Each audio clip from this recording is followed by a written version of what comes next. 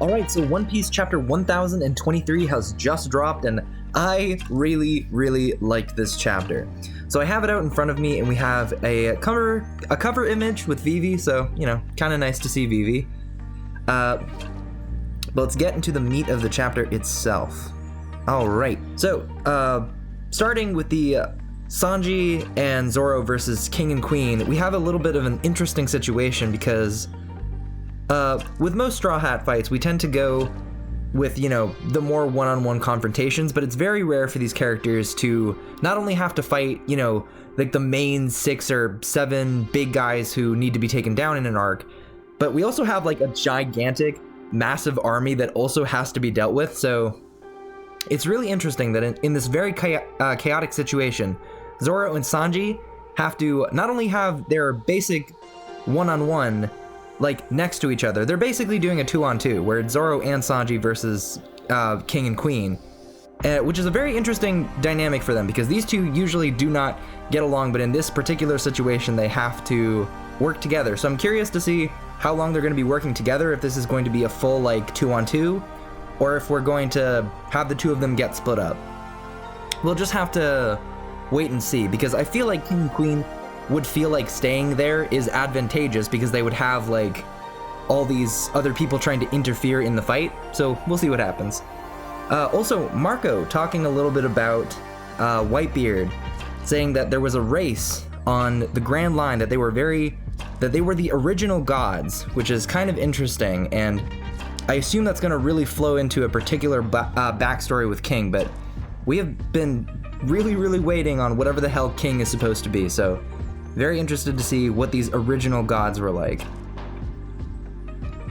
So as for Marco and Izo being in the conflict themselves, they just do kind of feel like they're here. Like they just sort of showed up. They have very sort of shallow, uninteresting reasons to be here. So I'm hoping that over the course of the fight, there's maybe a more interesting reason that these characters are part of the narrative, because right now they're just here. So I'm hoping that we're gonna see why they're here soon. Like what information needs to be dropped that is important for them to be there. What is going to happen? So we'll see what happens. I also really love the particular fights that both Zoro and Sanji are actually getting with King and Queen. So with King, even though he does have like a sword, he's not like a swordsman. He's just the kind of guy who will use whatever is at his disposal. I also really love the shot of Zoro blocking the attack with his face sword. Like, Zoro never fights with his face sword. Like, it's really funny how the sword is always there for aesthetic purposes, but like, Zoro never uses it. Never uses it. At least in like more animated fashions, it's always just like the two swords he's swinging around, but it is cool to see him block an attack with his face, so it shows that he has been training like his face sword as well. So it's an interesting contrast between Zoro, who is a very dedicated swordsman, versus King, who will just use whatever is at his disposal in order to get an edge. And Sanji's, I think, is really interesting, because during the Whole Cake Island section, we had that conflict where, you know, Sanji was different than all his siblings, and that was what made them, in his eyes, a failure. But in his own words, he's not a failure, you know? Him keeping his emotions is part of what makes him strong, which is manifested in his fighting style, because his fire is the result of his fiery emotions. And there's like potential hints at like, oh, is Sanji a Lunarian, or did Sanji's like cells or genes not activate until the raid suit became a thing? And I really just don't think that's the case, because generating fire is not even that unique an ability. Like, Luffy can do it too. Luffy could, the first time, keep in mind, the first time Luffy ever used the Red Hawk, he did so while underwater. Like, it is not a very unique ability. Like, Lucci could do it, and Katakuri can do it. So Sanji generating fire, it is not some like special gene thing. It's something anyone can do. So I don't know why people are getting worried that, oh, it might be a special ability. It's clearly not. Like, generating fire is not that unique an ability anymore. Oh, but like I was saying, Queen having a cyborg body is a good contrast to Sanji, because Sanji, you know, is not like his siblings. He's not a built-up cyborg, he's just a regular person, and he's fighting against Queen, who is completely bragging about all his cybernetic enhancements, so it's going to be a very good contrast. So we have really good battles right now for Zoro and Sanji.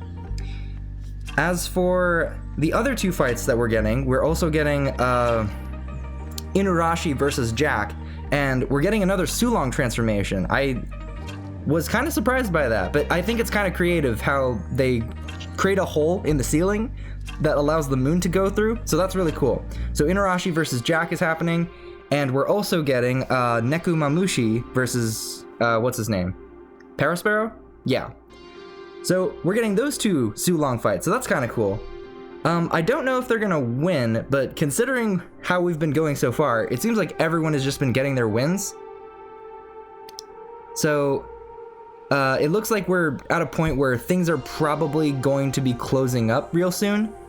I'm still kind of the opinion that the raid will end in failure, and I know that that's a bit of a meme, but there's just so much stuff that is crammed in here that just hasn't had time to properly develop, which in my eyes makes more sense that if it fails, then that gives us more time to develop these things so that when we come in for a rematch, all these things have been properly fleshed out, but we'll see what happens.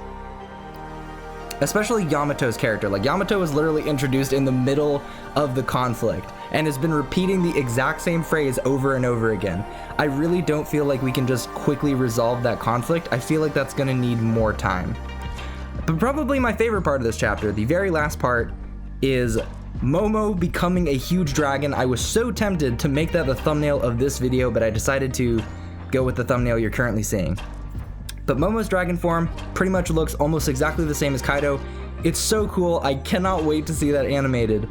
Now as for Momo looking like Odin, I would also be really curious to see his human form and maybe a potential Hydra form, or a hybrid form, not Hydra form. So yeah, this was a really, really solid chapter. We're getting some good matchups. Momo's dragon form looks super cool, and I'm very excited to see what will happen next chapter. So thank you for watching, and I will see you guys next week.